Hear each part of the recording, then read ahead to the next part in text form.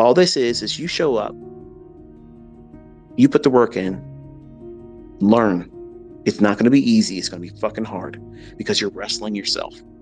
But once you finally get past yourself and get out of your own fucking way, then you'll really start to learn. And you'll see that you've made it much more harder than it needs to be. Because it's all basically psychological. You're afraid of losing money. You're afraid of being wrong. You're afraid of failing. You're afraid of your fucking spouse or your coworkers or your family members, your friends to say, yeah, I told you it wasn't going to work. It's all a pipe dream. And some of you deep down inside, listen, folks, listen.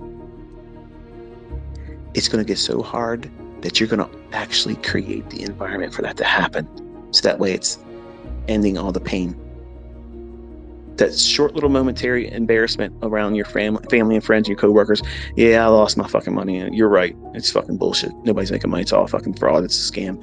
It's all horseshit. Because you don't want to endure. Because it's hard wrestling with that feeling of, what would they think of me if I fail? Fuck that. Why are you even entertaining?